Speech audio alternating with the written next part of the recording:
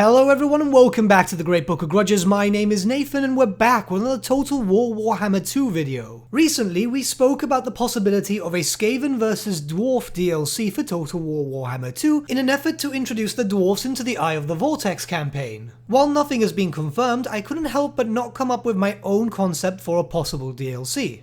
Bear in mind this is purely speculative, but I'm basing it off the recent hint that we got towards the new DLC and the recent trends by Creative Assembly in regards to Total War Warhammer. So with that I present to you the Master and the Moulder.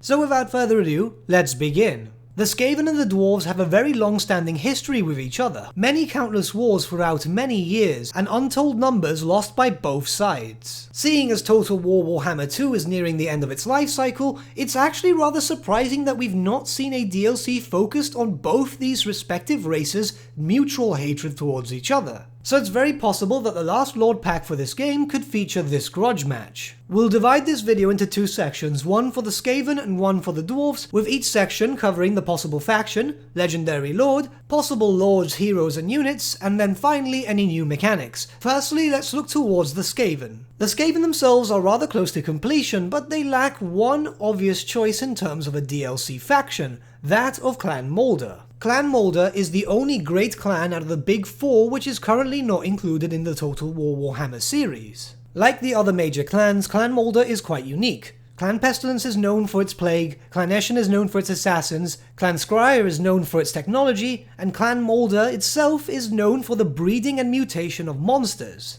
Creatures such as the Rat Ogre or Hellpit Abomination are Clan Moulder units, and while a lot of them are already in-game, there's still a few options that they can work on. But we'll get to that in a bit. In terms of possible start locations, obviously in the Mortal Empires they'd start in their headquarters of Hellpit. That is in the lands of the north bordering Kislev, so it's quite a unique starting position. Now in the Eye of the Vortex campaign that could be a bit more difficult, as they could really start anywhere, but given the fact that two Skaven factions start in the Southlands, two in Lustria, it makes sense to pop them up north with Tretch Craventail, as I imagine he's rather lonely up north not having another friendly legendary lord near him, or friendly by Skaven standards at the very least. Whilst we're on the topic of legendary lords, there's only one obvious choice to lead Clan Moulder: Throt the Unclean. Throt is by far the most infamous Master Moulder in Hellpit. His horrifying creations are known to litter the warrens of that dark, evil place. Given how Throt used to work on the tabletop, it's very possible that this character would have fear or terror and a very large regeneration pool with a very decent amount of standard health. In terms of how he would work on the battlefield, however, I believe that this character would be a hybrid between a melee lord and a buff lord. Despite his appearance and the fact that Skaven are quite small, Throt is known to be incredibly powerful physically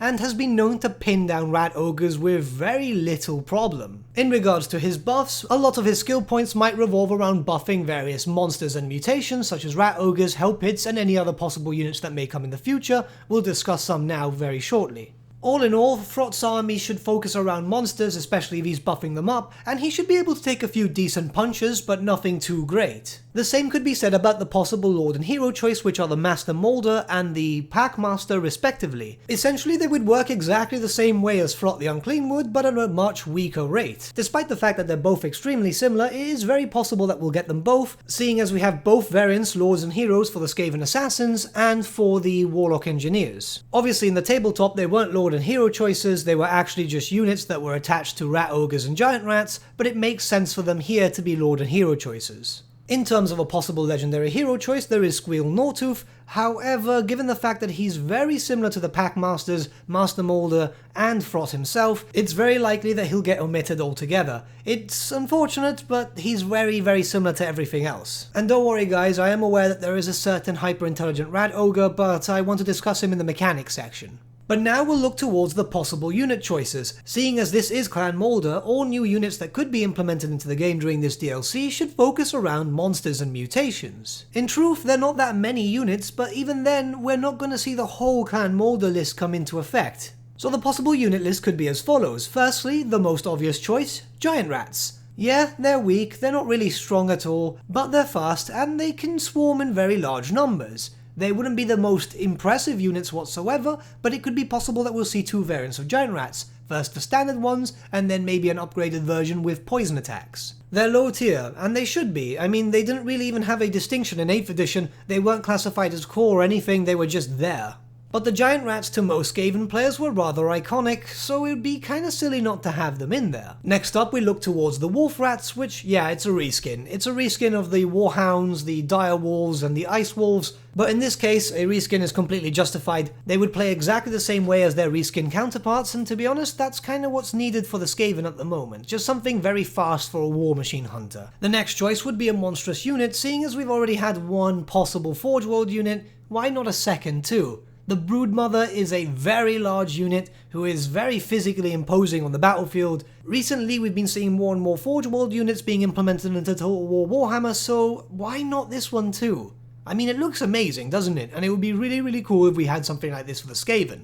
It wouldn't be as big as, say for example, the Dread Saurian, but well enough that it could hold its own in the battlefield and act as a big stopper for any large targets. And for the last unit for Clan Moulder, I honestly expect Stormfiends now. Yes, I'm fully much aware that a lot of people don't want any End Times units, and I will get a few comments regarding that, but I have a valid reason to believe so. See, in the Hunt and the Beast, we managed to get a new type of Kroxigor, that of the Sacred Kroxigor, which its weaponry is very similar to a certain type of Stormfiend, so it could be possible that we might see the Stormfiends implemented into this game. Maybe just the variant with the Doomflayer Gauntlets as a standard unit, which would be high tier and would take a while to actually recruit, and the other variants could also be recruited too, but through a special mechanic which we'll start discussing now. You see, every Skaven major clan is very unique, none of them are exactly the same, and they can vary drastically. However, a little similarity might be good here. You see, the best way that Clan Moulder could be possibly represented in-game is with a similar workshop function to how Clan Skryre has it, where at the end of battles you could have the chance of getting extra types of slaves, and you could use them as a resource in this workshop/laboratory type of thing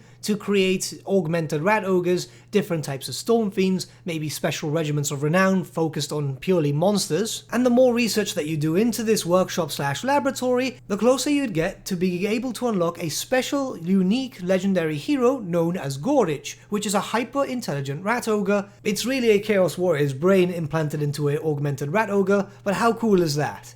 Honestly, I think everything that's been discussed already is a good basis for a Clan Moulder section of a DLC for Dwarves vs Skaven. This would be the Moulder section of the Master of Moulder, but now let's look towards the Master section. The Dwarves themselves are pretty much very complete. They have a large unit roster, they've recently been reworked, a decent number of legendary lords, so honestly when it came to looking towards the Dwarves, I did have a little bit of a problem there. You see, many of the dwarven leaders themselves are very similar, they're dwarf lords, nothing really changes towards them, and even then most of these are kings of their own Karaks, and it's very rare that they'll actually leave their Karak. Originally I had thought that Forek Ironbrow from Karak Azul might be a possible playable legendary lord, but it wouldn't make sense to implement him into the Eye of the Vortex campaign. Karak Azul is very far. But it doesn't really have to be a dwarf king, does it? So at that point I looked towards another character, the young dwarf, by dwarf standards at least, Master Engineer Grim Berlukson.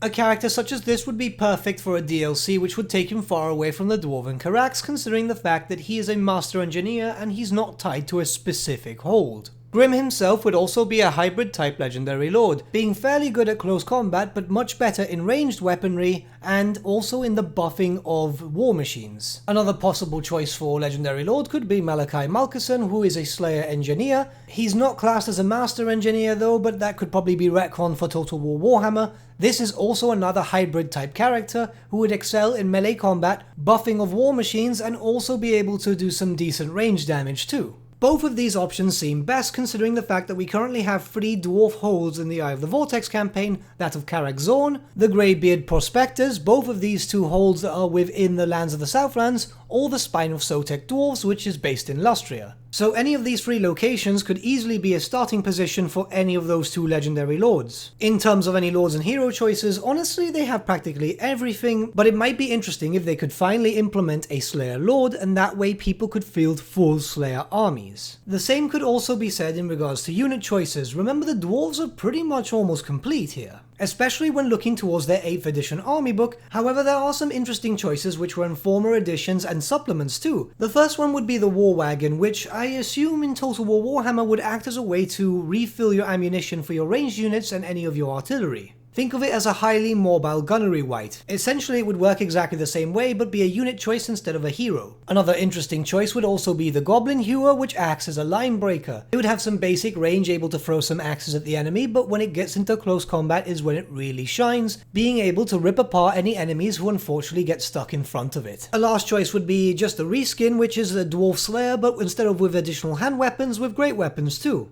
Like I said, the dwarves are pretty much complete, barring anything that is just so obscure in lore that it didn't have a model or any form of representation in terms of artwork. In truth, they could also add in the Thunder Barge, which is a rather large flying ship with a lot of firepower, though it might be very difficult to balance. That being said, the Total War team have been implementing a lot of more extreme variants of units, monsters and so on, so a war machine like this could perfectly fit. In regards to any special faction mechanics, I'm honestly drawing a bit of a blank, so I'm going to leave it up to the community here. The only thing I can actually think of is this would be an expeditionary force, which means that soldiers would be sent from the other Karaks to them to provide aid, but then again that's pretty much just stealing from the Hunter and the Beast in terms of Marcus Wolfheart. Even then, I don't think they really need anything else. They've got the Grudge system, they've got the Oath Gold. Honestly, as of the way I see it and the way I've played, I see the dwarves being pretty much sorted. But if you guys have any thoughts, suggestions, comments and so on, leave it in the comment section below and let's start a bit of a discussion, shall we? I know I said I was going to look towards the possible FLC vampire count too, but unfortunately I've been looking into it and I want to do a bit more research, so it's probably going to get its own video. A lot of people think it's going to be some form of Strigoi, like Usharan or so on, but I still am not too sure. I just want to look into it a little bit longer. But with that, my friends, we've come to the end of our video. Thank you so much for watching. If you did enjoy the video, might I suggest giving the video a like, or even subscribing to the channel, as it really does help us out. In the description section below are various different social media links such as Facebook, Instagram and Discord, where you can get in contact with the Great Book team. Also in the description section is an affiliate link with Element Games where you could buy loads of hobby-based products, not just Warhammer, for 10 to 25% off. Purchasing using that link and also our special code, which is also in the description, supports the channel at no extra cost to you. A big thank you to our patrons, your support means the world to us. Honestly, we can't believe that people want to help a small channel like us grow and get to a higher level of content. A big thank you to our patrons Gibraltar LUSC and Ryan Bertsche for subscribing to us at our Fane level. Honestly, you guys are super cool. And a big thank you to all of you for liking, sharing, commenting on these videos. The channel's been growing a lot lately and it's all thanks to you guys. Honestly, without your continued support, the Great Book of Grudges would be nothing, so for that we're extremely grateful. But with that, my friends, thank you so much for watching once again, and we shall see you all again very soon. Have a good day.